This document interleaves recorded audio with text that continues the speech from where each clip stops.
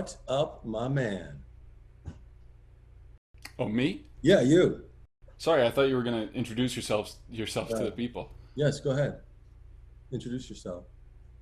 No, I thought they know who I am. I Oh, think they're that's right. wondering who this bright young star is who's gracing their screen. Bright future ahead. Bright future.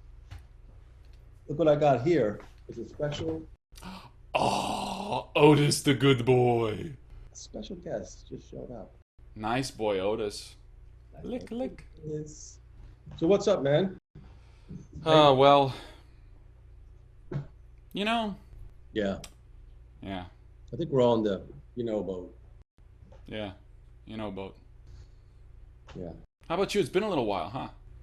it's been a long time since we spoke, right? Yeah, Like we a spent a month. good amount of time yelling at each other when the show came out. That's right. A lot of heated arguments. That's right.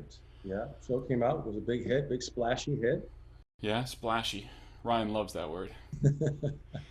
And and then and now I mean that was a long time ago now. That was like almost 2 months ago, 2.5 months ago. Crazy. Um, well, so just right off the bat, because I just forgot about this. I heard that I heard from somebody that you've been working on a project in the meantime. We'll talk about Hollywood, but I just want to get into your personal life first. Personal life, I've been working on a book that I am almost done with. It's been fascinating. Lots of interviews, research, investigations, and um, man, blew me away actually.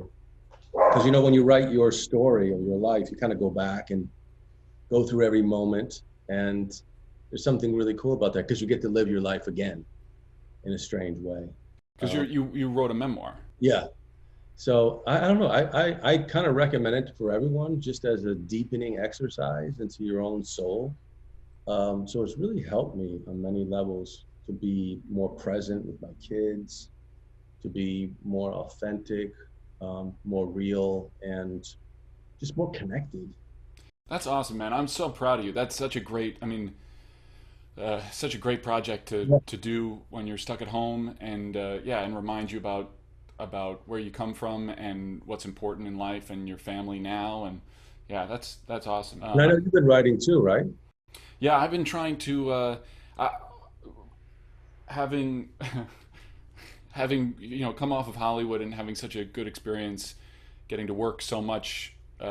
For 6 months being on set and having the scripts come out and watching as the show developed as we were shooting it, and then how it changed in the editing room and what the final product was. It just made me think that I wanted to learn more about the writing process, the first step. So I've been reading a great book by William Goldman. Which Lie Did I Tell? Oh, And it's his second book after The Adventures in the Screenwriting Trade. Um, and it's just wonderful. He's a great writer, and he has great stories to tell about screenwriting, and he also has a great philosophy about what screenwriting is, and how basically by the time you get to your first day of shooting, the movie's already made or been broken. You're either a hit or you're not, because if you've written a good script and you've cast it well, yeah. then you'll be okay. And I think that made me think of Ryan, because so much of Ryan's what Ryan does and what he did with the show is you know coming up with a cool idea and building this world and then populating it with terrible actors such as yourself. Yeah, Um, he really has a gift when it comes to casting and talent and seeing people like no other. Did I know that I was right to play Ernie? In my wildest dreams? No. He well, so just, we've talked about that a little bit. Walk me through, like, when he described the character to you. What was Mhm. going through your mind moment by moment for the first time? No, I mean, whatever he brings up to me, I always think it's a good idea because it usually is. It's never failed not to be a good idea. So um, he told me about this world, which the Babylon world, details, here and there until suddenly I went to his office and read the script and I was like, whoa, this world is just magnificent. I'll be honest. When I read the script before I knew you were attached, and when I read Ernie, I pictured him as being kind of like a gross guy, because the context is kind of gross and it's a little predatory, and on Yeah, the page, it can read very manipulative, yeah. um, and I was actually a little worried about that. I didn't. I it was a little while, at least it was a few months. It wasn't until the summer. I read it in March, and it wasn't until the summer that we met up at the screening of the first season of The Politician, and Mhm. you told me that you were playing Ernie, and and just like that, my whole vision of the script changed, because I just thought, well, you know, you're such a good-looking, like suave, cool guy. I had no idea they were going to put you in the wig and give you that mustache. I just thought like this this makes it. I don't know. It's something that great that can happen between writing and casting, where you write the part one way, and then you put an actor in it who's a little unexpected, or it's not even that I would have thought you weren't capable. As soon as I heard you were going to do it, I thought, well, that's going to be awesome. But just not what you expect, not what reads on the page, Mhm. and it can sort of create this tension between the writing and the person who's doing it that inevitably leads to something that's different and better, and feels full. I always feel like in acting, you have to love your character no matter what, even if it's a serial killer. You have to fall in love with them to do them service because life is confusing. People are confusing. No one is just one thing. And that's what I find so interesting about acting is that, you know, it's not down the middle. There's always complexities in characters. And that's what was great about Ernie was that he was so complex. He was tolerant and loving, but at the same time he was a pimp. You know, that whole criminal aspect of him was really interesting. Him dying throughout the show and finding love late. I mean, there were so many compelling things about him that I love playing. As for you too, I mean, you had so many things to do, and for you Yeah, to be married, to go out and prostitute yourself. I mean, just the dichotomy of that in itself is crazy. yeah. Although it was, and I wonder if this is just a shortcoming of mine as an actor, but I sort of felt like that wasn't true when I first read it. I mean, I sort of felt like it was one of the exciting things about having scenes with you early on was I was a little worried that Jack was kind of vanilla and kind of, yeah, he's cheating on his wife, but he's doing it for, the right reasons, sort of, but he's also kind of doing it for himself. And apart from this very strong dream of wanting to be a movie star, which in itself is a little vapid, a little self-aggrandizing. I didn't really know what was complicated about him, particularly because, especially in the first episode, I feel like he doesn't make a lot of big decisions. He kind of gets swept along with a big wave, and you're the big part of that big wave. Um, you make him an offer that he really can't refuse, um, and so I was sort of worried about that. I always find that to be one of the biggest challenges of a character is when it feels like the character is being swept along as opposed to taking decisive action, because I feel like the decisive action, especially since it's so important not to judge your character as yourself, to say like, well, I don't really like this guy or whatever.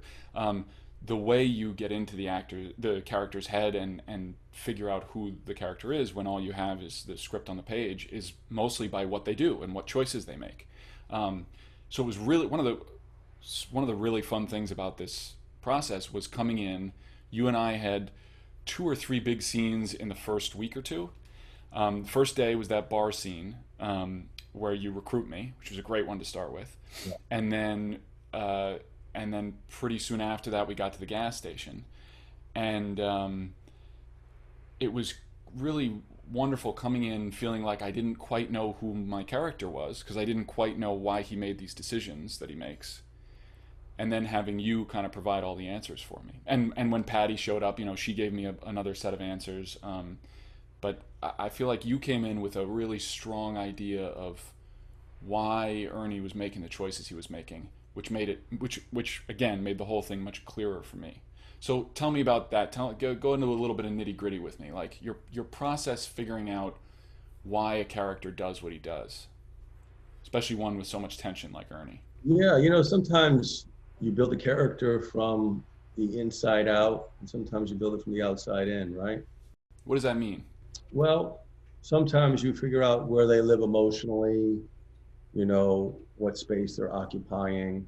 And then sometimes you have a mustache or you have this wig and you have the clothes, and all of a sudden something you feel different about yourself. And I think that's what happened with Ernie. I grew up with these guys in New York in the bar world. Um, so I had known guys like Ernie who were just kind of, when I was a boy bussing tables, these characters would come in. And I always had this keen eye for everything and looking at everybody and picking up details, the pinky ring or the bracelet or where they smoked or talked or what they drank. All that stuff was just being computed all the time. So there were many people that I knew like him. Um, and then imagination.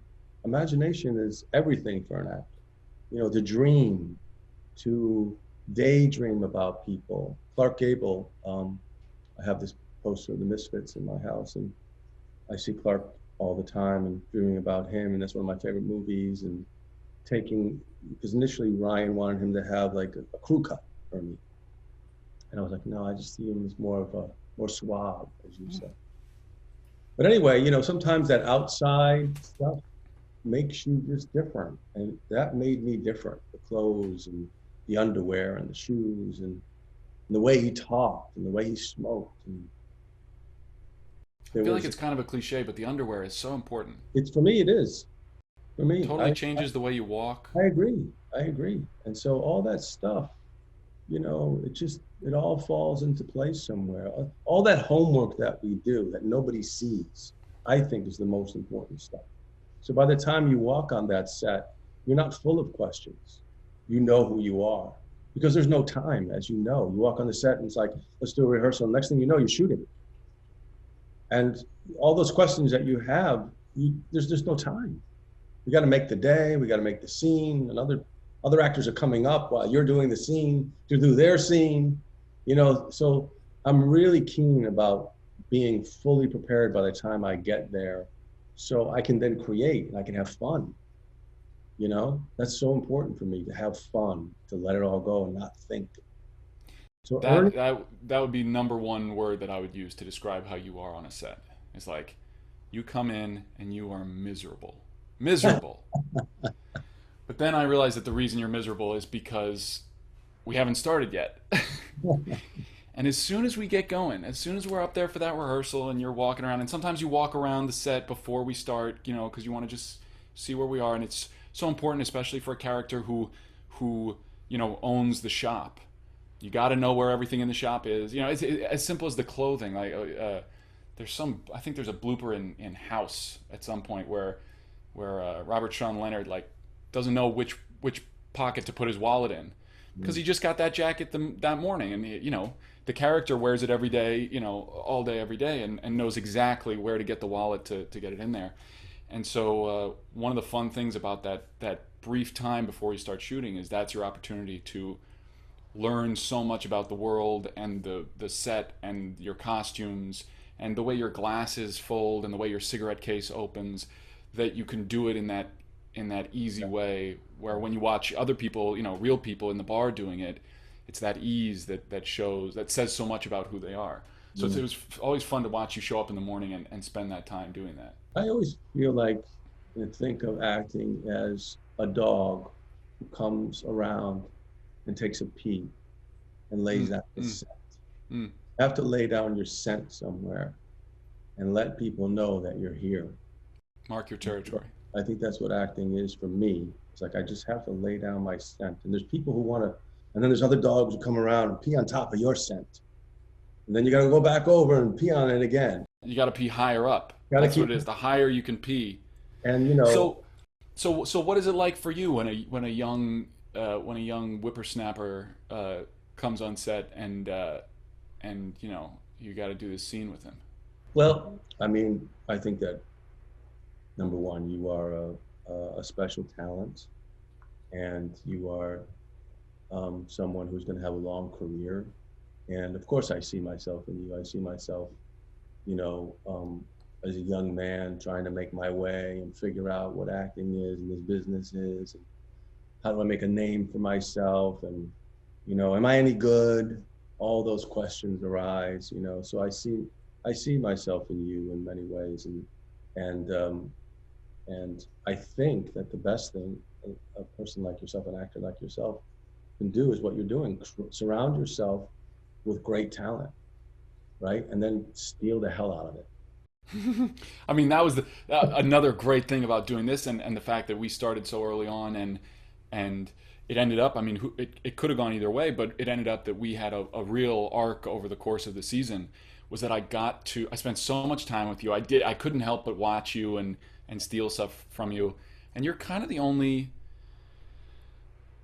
the only man who I had scenes with, really. I mean, I had scenes with Jeremy and Darren, but they were sort of, the young, wide-eyed characters like I was, and I didn't really get to work with Joe. I had one or two scenes with Jim, but you were the man who I was working with, and so I inevitably just watched you and was picking up what you were doing. Even what I'm doing with my hands right now is the thing that you do with your hands on set, and so it was fun to be able to watch you as an actor and learn from what you did and how you handled yourself and how you worked. And I think we worked a little differently, but it was really interesting to see the dynamism with which you worked. But then the fun parallel was that I think my character also kind of learned everything he ends up knowing Yeah. from you. You're his model, and so it was fun. When we shot our scene in episode 6, where we get to turn around and I get to offer you the opportunity. Right. I basically just got to do my best Dylan McDermott impression, as Ernie, and hopefully tell some little bit of story that I grew into your shoes, being a responsible, all those things you said about Ernie, tender and understanding and strong, all those things. So that was a super fun part of the whole process. It's really funny because you do a lot of that as a young actor. You kind of, like I said, you try to find your way, and you do, like I've been around, done a movie with Clint Eastwood and was friends with Paul Newman and waited on John Belushi, and I would take stuff from all of them, and and then one day, many, many, many years later, after doing, so many episodes of television and movies and plays, one day, and this just wasn't that long ago for me, one day you just arrive and you're yourself and you drop into you. And suddenly there's no need to steal from anybody else because you are now you. You are officially you. You are 100% yourself. And that's happened to me in the last, let's say 3 years. Where years, and you're pushing 40. Yeah, I'm almost 40. I'll be in 5 years, I'll be 40. So it's been a long time. And so for me, it was like, oh my God, I'm finally me. I'm finally me. And that's what I wish for you. That, one day you wake up and you're just like, But how interesting, because you're finally you, but at the same time, that's what allows you to stretch out into characters that you maybe couldn't do before, or maybe couldn't do justice to before. Right. So talk about that. Talk about the tension between being you and being fully yourself, and being able to I really get turned off by all the cliche phrases that get thrown around about what actors do, inhabit somebody else's skin, but what it takes to play another character, to play a character who's very unlike you. There's a lot of pressure for someone like you right now to be the leading man. There's pressure that because I had that when I was a young actor too. What's the leading man? Are you a leading man? All that pressure, and then you put pressure on yourself because then you compare yourself to all the other leading men that came before you, and all of a sudden there's like Gary Cooper and Clark Gable, as I mentioned, and Cary Grant and George Clooney and all these people, that Brad Pitt, and then people want to compare you to them and say, is he a leading man? So there's a lot of innate pressure in that, to be a certain way, to look a certain way. And then for me, I had all that pressure, but then suddenly as I got older, I got to start to playing all these characters. And I was like, oh shit, this is so much better. This is so much deeper and better and more interesting than any of that other stuff. And then I was like, oh, I'm free. I don't have to worry about that stuff. David has to worry about that stuff. Now I put it on him. He can have it. I don't want it. And then I was just like, oh, this is so unbelievable. So I think releasing that pressure of having to be that guy, I'm not sure I was ever 100% comfortable with being that guy. But now I can be this character actor and come up with these incredible characters, which is much more fulfilling for me as an artist and as a person. Well, it's that same thing about like the clarity of a character comes through their actions, their behavior. The clarity of the quality of the work comes through the work. So it's actually really difficult to play a leading man or to play, not just because what does that mean and who is that? And so and I think more often it's those character roles that are written. I mean, the reason they're called character roles is that their behavior describes such a specific character. And often it's off the beaten path or not what you quite expect, or it's got, it's turned on its head. That, I mean, obviously, across the board, every actor says that it's more fun to play the character roles than it is to play the ingenue or the leading man.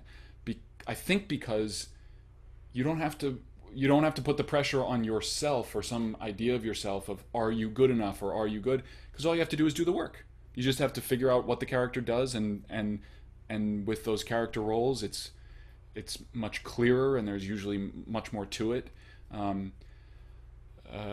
I think that's why it's one reason why you get to feel more yourself, because Yeah, you get to do your work, you get to do the thing you know how to do, which is discover from the writing, from the character, who it is, as opposed to feeling like you have to bring some special thing that you're supposed to have to the role. You get to just sit down and do the work. well, I live by the, I don't know if it's an adage or not, but they said when you get successful, there's some good news and some bad news. The good news is they get to know you. The bad news is They get to know you. so, you know, it's important, and I will give you this as a piece of advice, which I should have given myself a long time ago. Everybody gets sick of us. They get sick of looking at you. They get sick of watching you. They get sick of all your little habits of what you do as an actor, and we all have them. Your shtick. Yeah, you fall back on that. You know what I mean? So it's really important, and I wish I had done this earlier, is to kind of slip into character, make those, I'd done a movie, Wonderland was like my first big departure from me. I had long hair and a beard, and I was a motorcycle guy, and I was doing the practice at the same time. And I was like, oh, I really love this. I really want to do more of this. I want to disappear. And, a character like Ernie allows me to disappear. And I don't have to, I get a respite from Dylan. And I like that. I'm enough of this guy. I don't want to be. Yeah, I mean, you talk about people getting sick of you. Nobody gets sicker of you than you do. Exactly. So when you can dive into a character and be that guy, the freedom that you get from yourself is the joy. Yeah, it's interesting. I never really identified with that. I think a lot of actors talk about that feeling of, it's so much fun being somebody else. And I never particularly identified with that. But I think the corollary that I did, that really speaks to me, and I think is the best explanation for why I love acting and why I think everybody should act at some point. Everybody should do a play or, do a scene study class or something. Is that you get to, there are a lot of human experiences and human emotions that are not worth the cost that they incur in real life. Mm-hmm. Just, whether it's as simple as yelling at somebody or as complicated as, being a serial killer. Like that's something that you don't want to like dip your toe into just for the experience of it. But acting does allow you to actually feel those things and get into somebody's mind. It gives you permission to ask really dark questions, or really, on the other side, what's the greatest. It lets you you really ask big questions that you can't really ask in normal conversation, or at least in pleasant Yeah. conversation. I I think that you get to be many people in one lifetime. That's why being an actor is so seductive and so important for us, because I got to be and you got to be, the cowboy and the cop and the scientist, or whatever it is that you are, things that you would have never done in your life. And you get to study and do research and find out. And I think that's why acting and being an actor is the greatest life you can have, because not because of the money, power, or fame, but because we get to be many people in one lifetime. And most people get to be just one person. Yeah, yeah. I just talked to a writer who's also an actor who said that he thinks that there's no real difference between acting and writing. Hmm. That that in the end, I think he was an actor first, and then he sort of took to writing. Hmm. And he thought, as a writer, I'm really doing the same thing that I'm doing while I'm acting, which is just trying to figure out what's happening, essentially.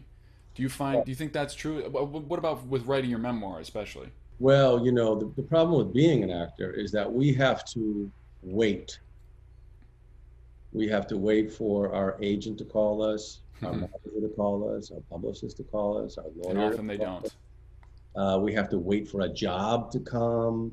We have to wait for approval. We're always, always, always, always waiting. And we're usually waiting for a phone call. And it's really, you give up so much of your power waiting, I find. I remember one time I was in Nantucket and I was waiting for my agent to call me, and the stars were like right here. And it was so beautiful on the ocean, middle of winter, nobody around. And all I could think about was that call from my agent. I was like, oh, dude, you got to change. You can't live like this. You're not going to, I was like in my 20s. You can't sustain this. And I really understood that. So, writing, you have all the power in the world. You're not waiting for anyone. The only thing that you're waiting for is for you to get on that keyboard and write away. And that is so empowering, because I don't have to wait for anybody. No one's going to have to give me a budget, or green light my picture. My book is green lit because I'm writing it. And there's so much power in that. And I love it. I love that I don't have to wait, because I hate waiting. So do you think it's something that all actors should do at some point? I mean, you have to, first of all, have the ability.